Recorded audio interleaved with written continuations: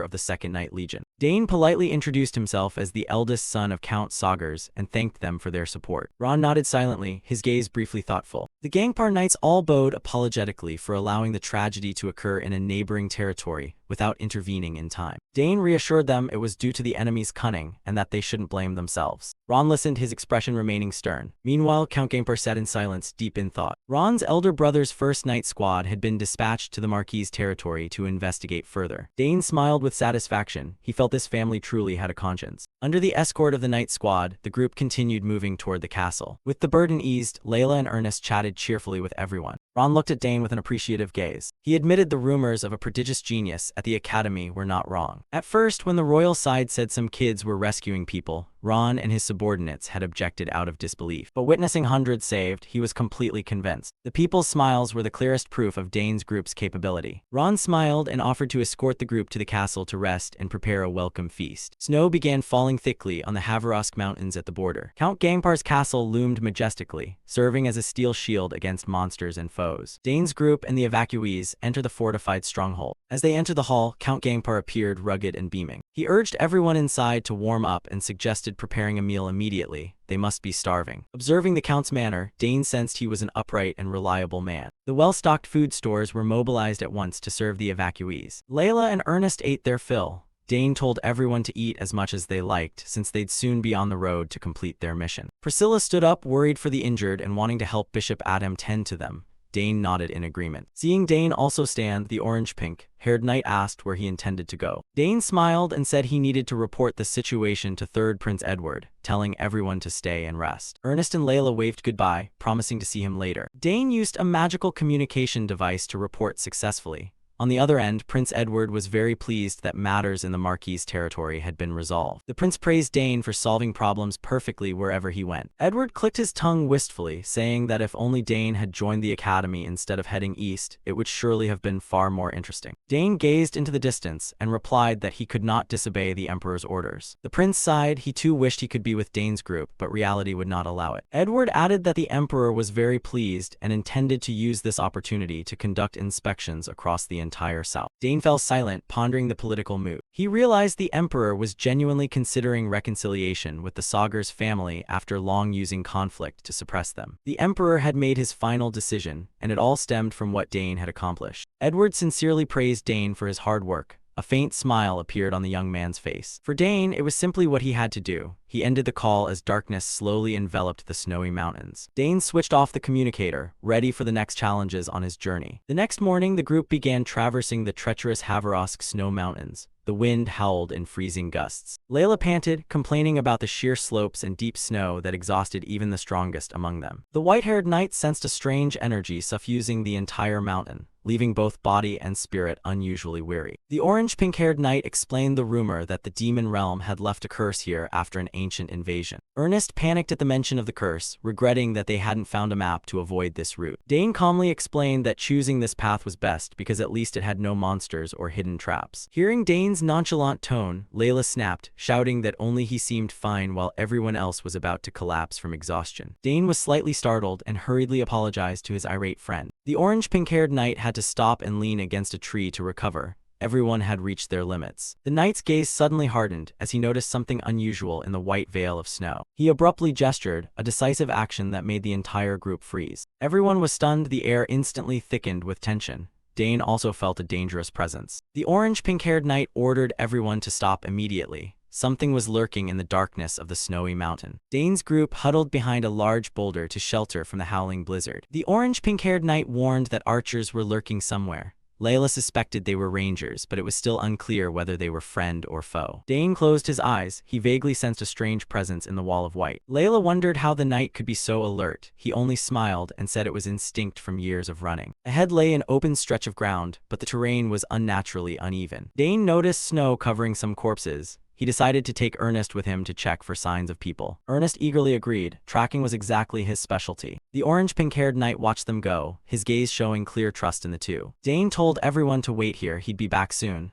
It felt as if they'd reached the border. Jagged snowy peaks loomed ahead, treacherous in the storm. The deeper they went, the more silent and bone-chilling the air became. Karnas circled above. It seemed to have caught the scent of something amiss. Sure enough, they found a soldier collapsed in the snow, his body covered in wounds. Dane noted the wound was deep and that the man had certainly been struck from behind. He pondered as he examined the unconscious victim more closely. Guessing the man would carry useful information, Dane began to search him. After finding a few items, he sent the little dragon Karnas to fetch the others. Karnas flapped off, its cry echoing across the snowy mountains. What they found was a map. The group gathered around the map, astonished by its intricate detail. Dane realized it marked every landmark in the Haveroks range, just the sort of map professional rangers would carry. Ernest and Layla looked relieved. With this map they wouldn't get lost. Priscilla stared at the fallen soldier with a worried, puzzled expression. She wondered how a seasoned ranger could be taken down so badly. The orange-pink-haired knight reassured Priscilla, saying such things were common at the border. Besides, the man was an enemy. Administering first aid was the best they could do. Priscilla simply nodded silently at that. Dane then found another dispatch on the soldier. Ernest curiously asked what the order said, then remembered to wonder if Dane could read the Drenic dialect. Dane smiled confidently and said he knew a little, so let him give it a try. His eyes focused intently on the strange characters on the paper. The dispatch stated that conditions at the ruins were dire, with 5 seismic disturbances and leaking magic growing stronger. The courier was ordered to approach covertly to assess the situation before Altian's rangers arrived. Priscilla was stunned. If magic was leaking that strongly, there must be a major incident inside the ruins. The orange-pink-haired knight clicked his tongue. It seemed this journey was far more complicated than they'd thought. Dane felt fortunate. The fallen soldier had given the group valuable information to prepare with. Layla quickly rallied everyone's spirits, reminding them they were all top students of the academy. Ernest regained his resolve. He was determined to find the tear of Roxana no matter what. The orange-pink-haired knight remained pensive, his eyes staring into the distance. Dane ordered the group to study the map carefully to anticipate any dangers that might arise. The blizzard continued to howl, covering every trace along the path. The group pressed deeper into the mountain range. At last, the entrance to the ruins appeared before them exactly as the map indicated. The orange-pink-haired knight sensed the strange energy growing stronger as they approached. He suggested they search the area thoroughly for a safe entry and warned everyone to stay close together. Everyone agreed in unison and began to spread out to probe the area. Each step sank deep into the thick snow. They decided to start their inspection from the far side. Footprints imprinted in the snow led the party forward. Dane stood quietly, looking out at the majestic snowy peaks before him. He was still troubled by the injured ranger they had met earlier. Had the ranger been attacked by Altian's men, or some other foe, or something more terrifying hiding nearby? The group moved to a large stone structure. After confirming the area was safe, they prepared to check the opposite side. It seemed the soldiers' mission had been to survey these ruins. Dane, Priscilla, and Ernest sat down to hide. Dane wondered whether the soldiers' task had been a basic survey or to locate something specific to report back. Suddenly, Dane's gaze sharpened. He ordered everyone to stop immediately. Seeing Priscilla and Layla still bewildered, Dane said he smelled death.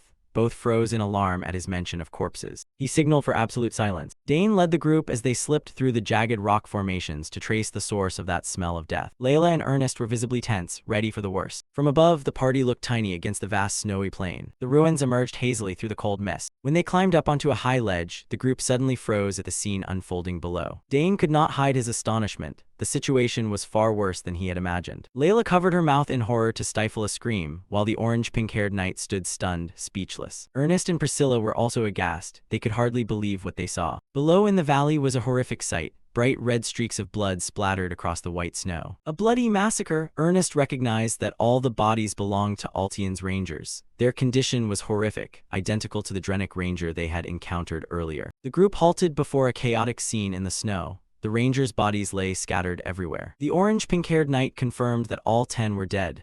Layla stood beside him, her face drained of color. Layla trembled as she looked at her brother and suggested they retreat. Her intuition warned that danger was near. The pink-haired knight fell into thought. The annihilation of an elite ranger unit was a huge incident. One ranger lay face down in the dark red snow, his broken sword discarded beside him. The white-haired knight put a hand on Layla's shoulder to reassure her, telling her to calm down so they could assess the situation together. The orange-pink-haired knight ordered everyone to draw weapons and stay alert, since the perpetrator might still be nearby. Looking closely at the wounds, they didn't appear to be sudden deaths but the result of a fierce struggle. The blue-haired scholar noted the wounds were strange, flesh torn brutally by overwhelming force. Dane Sauger stepped closer to inspect. He was certain this was not the work of humans. Giant footprints were stamped deep into the stone and snow, leading straight into the ruins. The orange-pink-haired knight recognized them as monster tracks, and they traveled in a pack. Layla pointed out that the thin snow had inadvertently revealed their entire path. The knight's expression grew increasingly grave. The blackened tracks stretched to the horizon, delving into the ruins' darkness. Dane wondered why they had massacred the rangers before breaking into the site. He discovered a strange hair caught on the fallen man's gear. Dane picked it up to examine, a long, fine strand that shimmered silver. Seeing the silver hair in his hand, a terrifying name suddenly came to Dane's mind. An image of a giant wolf people tribe with silver fur appeared in his thoughts. Dane said the Empire had a special unit called the lycanthrope, and these tracks matched theirs. Layla was stunned. She had thought that super strong wolf people existed only in fairy tales. From memories of a past life, Dane recalled the unit had been formed in exchange for granting their people imperial citizenship. But if they were allies, why would they turn and slaughter their own rangers? Layla worried whether their target might also be the tear of Roxana. Dane knew an identified enemy was easier to deal with. but he had a feeling the problem ran deeper. He sensed someone was pulling the strings behind the entire wolf people tribe. The white-haired knight reassured them that her holy power could restrain the creatures. Her only worry now was being spotted by reinforcements. The orange-pink-haired knight felt optimistic. Those who went ahead had already sprung the traps, saving them effort. That made sense, so the group decided to act quickly before it was too late. Dane thought silently that if things went bad, this would be a good chance to test the arcanium sword's power. He drew his sword. The blade glowed with potent magical runes. This way, everyone hide your mana. The orange-pink-haired knight led the team forward. The group moved swiftly, vanishing into the cave's darkness. Inside the ruins, the space was gloomy, with only the eerie drip of water. Fresh blood splattered the ancient dwarven pillars, evidence of the carnage. From afar came desperate screams as 3 more wolf people comrades fell to hidden traps. A hooded figure stepped forward calmly. He repeated his promise to help their tribe escape being ostracized. Gagan, leader of the lycanthrope, ground his teeth in hatred but could do nothing. Beneath the cloak, the mysterious man smiled fiendishly, full of scheming intent. He used the dream of living in the Empire's light to coerce the pitiable wolf people. He pretended generosity, allowing them to refuse, but Gagan's look showed they had been cornered. He threatened that if Gagan did not obey, the wolf tribe's future would be completely ended. Gagan ground his teeth in fury, his body trembling violently from being cornered. The wolf leader pointed at the 3 fallen comrades and shouted in anguish over the heavy losses. The cloaked stranger growled, berating Gagan's complaints and forcing him to find a way through the traps. He raised a hand engulfed in deep purple magic, threatening to detonate Gagan's limbs on the spot. A vicious magic coiled around Gagan's neck, making his eyes bulge in horror. The 2 wolf people with him could only stand helplessly, terrified. Gagan was forced to lower his voice and beg the villain to calm down so he could continue leading the way. The man in the black cloak snorted coldly, mocking that Gagan should have known better sooner. He withdrew his magic, leaving the air thick with hatred. He coldly ordered the wolf pack to hurry. Gagan looked at him with bloodshot eyes, silently enduring the humiliation. The group pressed deeper into the dark ruins. Heavy footsteps echoed steadily down the stone corridor. The shapes of the wolf people blurred in the ruins' hazy smoke. The villain muttered that his secret organization must not be allowed to collapse. He raved that he must obtain the tear of Roxana at all costs. He believed that with it, he could restore all the power he had lost. Meanwhile, Dane's group had also advanced into the interior. The blue-haired scholar bent down to examine the footprints and assessed that at least 7 to 8 people had passed through here. The orange-pink-haired knight observed the surrounding architecture and noticed many signs of workmanship. He touched the intricate stone blocks and realized they were the skilled craftsmanship of the dwarf people. Dane Saugers suddenly remembered Bulbak's words about his people having lived in these mountains. The blue-haired scholar pointed out that hidden traps began to appear densely from this point, but they had all been forcefully triggered. He clutched his head in disbelief. It seemed the group ahead had recklessly rushed into the traps. Had they not detected the traps, this place would have been filled with their corpses. Layla and Priscilla Nerial were horrified by the grisly analysis. Dane Saugers' face hardened as he made a shocking conclusion.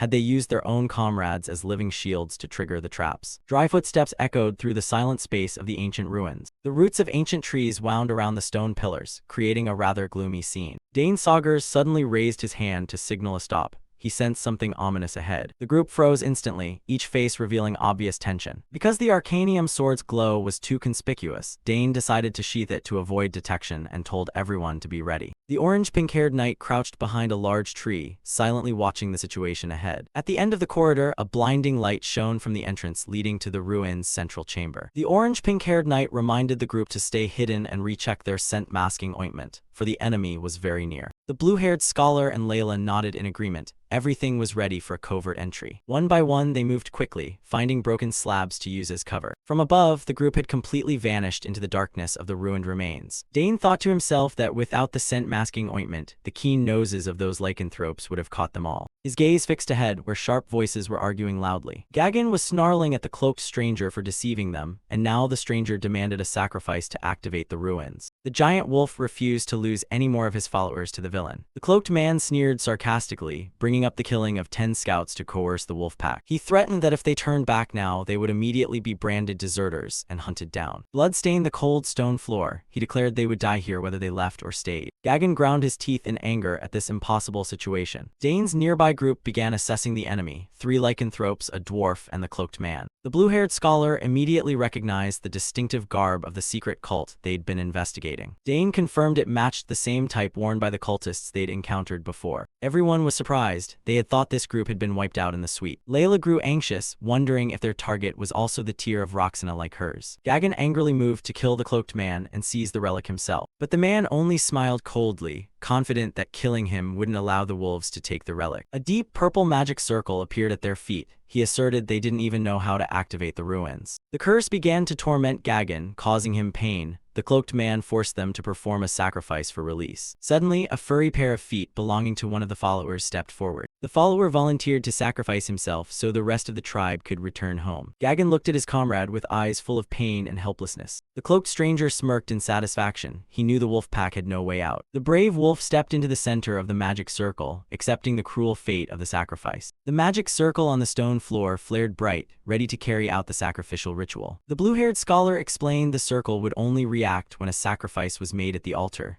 Layla shuddered, unable to imagine it. The orange-pink-haired knight hesitated, unsure when to rush out to stop it. The blue-haired scholar offered a cold suggestion. Just watch them kill each other and reap the benefits later. The white-haired knight was stunned, unable to believe her comrade could stand by as such a gruesome sacrifice took place. The scholar remained pragmatic, arguing that letting them destroy each other was the best course. Layla and the white-haired knight frantically tried to stop the debate, fearing the group would be exposed. Amid the tension, Dane suddenly curled his lips in a mysterious smile, seeming to have found a solution. The group turned to Dane with skeptical looks, unsure what he was planning. Dane Saugers pondered. He understood that if the enemy seized the Tear of Roxana first, retaking it would be exceedingly difficult. Staring into the gloomy ruins, he decided to seize control of the situation immediately to avoid being put on the defensive. Far off, the cloaked stranger was scheming too. He believed he'd found the perfect candidate to be sacrificed for the ritual. Dane told Ernest that the man in the black cloak surely knew how to break the seal, so it would be best to grab him first and interrogate him later. Ernest, the blue-haired scholar, smiled confidently and promised to use his abilities to support the team. The orange-pink-haired knight and Layla nodded in agreement. The group prepared to act before things slipped out of control. The ruined stone floor was cold and desolate, wrapped in an eerily oppressive silence. Strange noises began to echo from the ancient door leading deeper into the sacrificial chamber. A burst of magic shattered the stillness as Dane's group launched their assault. The whole team leapt down at once, making a startling entrance right into the enemy's lair. Gagan the wolfman jolted and shouted. He couldn't believe someone dared to barge in and disrupt the ceremony. The dwarf carrying the lamp and the one-eyed wolf were also stunned.